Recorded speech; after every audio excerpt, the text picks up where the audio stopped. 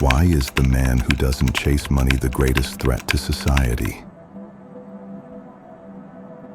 In a world driven by profit, every system depends on one thing: people chasing. Chasing promotions, chasing possessions, chasing the next shiny reward dangled in front of them. Society is built to keep you running.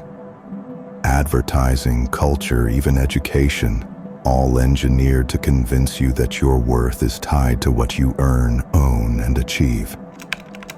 But then there's the man who stops chasing, the one who realizes his life can't be measured by numbers in a bank account or the size of a house he barely has time to enjoy. He doesn't reject money. He just refuses to be owned by it. And that kind of freedom, it terrifies the system, because a man who can't be baited by greed or fear can't be controlled. Carl Jung understood that true power comes when a person no longer lives as a slave to external validation, and such a man becomes a mirror, reflecting how fragile the illusions of society really are. A man who stops chasing money becomes unpredictable. He no longer bends under the weight of fear of losing a job, fear of missing a promotion, fear of stepping outside the script everyone else is following. This scares people in power. Why? Because most control is built on leverage.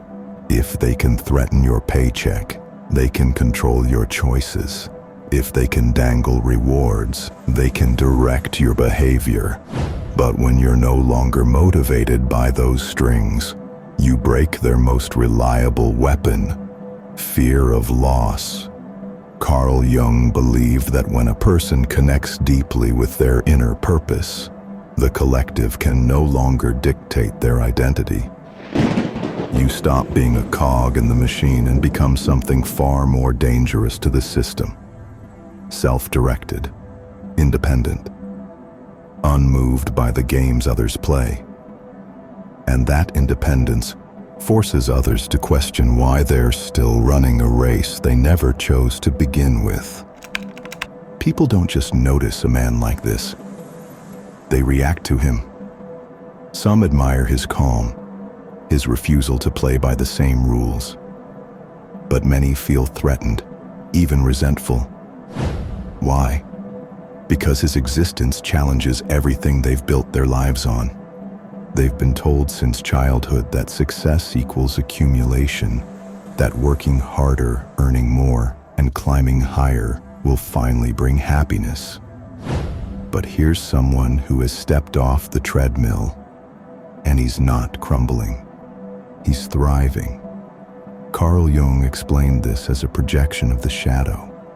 When someone embodies a freedom we secretly crave but fear, we often attack or dismiss them to avoid confronting our own longing. We label him lazy, irresponsible, or out of touch. Not because he's failing, but because he's living proof that the path we were told to follow might not be the only way, or even the right one. His very presence feels like a mirror, and most people would rather break the mirror than face their reflection. The irony is this: the man who stops obsessing over money often finds more of it, not because he's scheming for wealth, but because he shifts his focus from chasing to creating. When you're no longer desperate, you start making decisions based on value, not fear.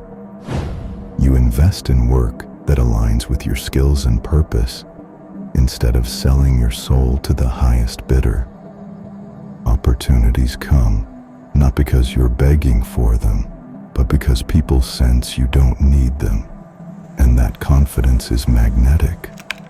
Carl Jung believed that when a person transcends their attachments, they step into true power. They stop operating from scarcity and begin to act from self-mastery. And ironically, this detachment draws abundance naturally. But here's the twist: because he isn't owned by money, he can walk away from it just as easily, and that makes him untouchable. Someone who can't be bribed, can't be trapped, and can't be broken. And when a man no longer chases, he stops competing on the system's terms. He's not trying to outwork everyone, outspend everyone, or climb ladders built by someone else. Instead, he starts building his own. His choices aren't dictated by keeping up appearances or proving himself to people who don't matter. He creates work that fulfills him, invests in skills and relationships that last, and lives by values that can't be bought or sold. This makes him dangerous to the structure around him. Why? Because competition keeps the system alive.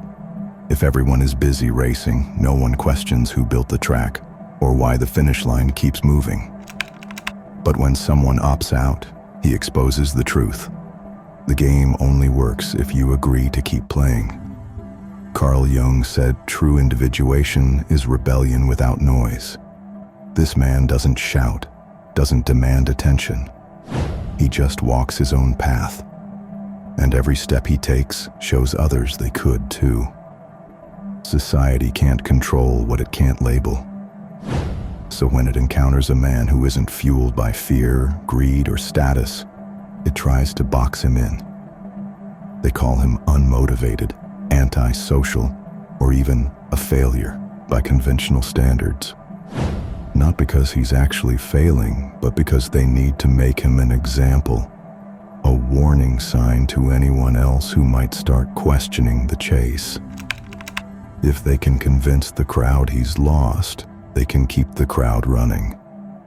But deep down, most people can feel the difference. They sense that his calm isn't weakness, it's freedom.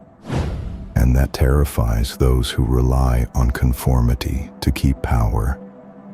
Carl Jung said that people fear those who live authentically because it forces them to confront how much of their own life is a performance. And rather than facing that truth, it's easier to ridicule or isolate the person who walked away.